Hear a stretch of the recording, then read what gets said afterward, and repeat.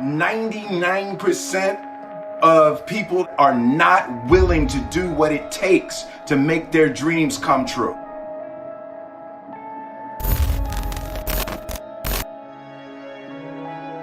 The Marines have a saying, everybody wants to go to heaven, but nobody wants to die. The center of bringing any dream into fruition is self-discipline.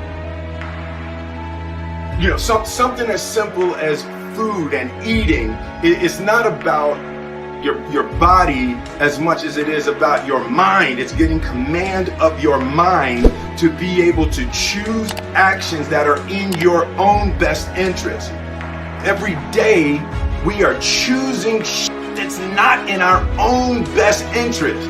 So if the world is attacking you and the world wants to fight you and the world's trying to hold you down, so you gonna kick yourself in the balls?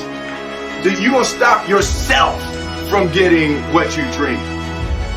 And I think the word discipline has kind of gotten a bad name. We think about it in terms of punishment. I'm not talking about discipline in that way. I'm talking about discipline in the sense that you forego immediate pleasure for the exchange of long-term self-respect. I believe that self-discipline is the definition of self-love.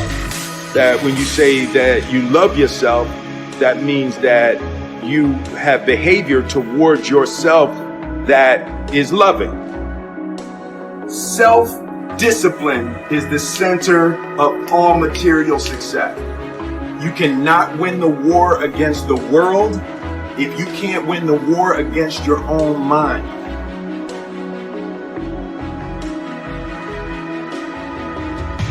Self-love is when you say to yourself, man, look, I know you and that girl got a real connection.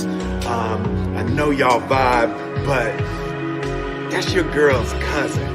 So I love you too much to let you do that. It's like you say to yourself, hey man, look, I know you want to eat that pizza and it'll be really good, you know, but I can't let you eat that, man, because if you eat that pizza, you're going to feel like shit, you know, and I love you too much to let you eat that. Self-love is, hey, look, I know you got a test on Monday, you know, and I know you really want to go out with your friends. It's Saturday night, you want to go out, but if you fail that test, you're not going to feel good about yourself. You know, I love you too much to let you go out tonight. Self-discipline is self-love. If you want to be happy, you have to love yourself, which means you have to discipline your behavior. The road to sustained happiness is through disciplining your behavior. We tend to base our self-esteem on what other people think. And that's not really self-esteem. Self-esteem is supposed to be how we feel about ourselves. And I was just saying how dangerous it is to allow other people to determine how you're going to feel about you. And it's kind of like looking into a broken mirror. You're going to look in a broken mirror and then change your face to try to look good in this defiled, busted, broken mirror. And it just, other people's opinions is a really way to determine how we feel about ourselves.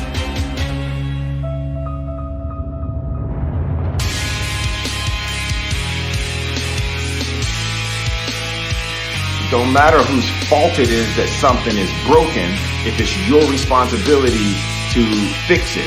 For example, it's not somebody's fault if their father was an abusive alcoholic, but it's for damn sure their responsibility to figure out how they're going to deal with those traumas and try to make a life out of it. It's not your fault if your partner cheated and ruined your marriage, but it is for damn sure your responsibility to figure out how to take that pain and how to overcome that and build a happy life for yourself. Fault and responsibility do not go together. It sucks, but they don't. When something is somebody's fault, we want them to suffer. We want them punished. We want them to pay. We want it to be their responsibility to fix it. But that's not how it works, especially when it's your heart. Your heart, your life, your happiness is your responsibility and your responsibility alone.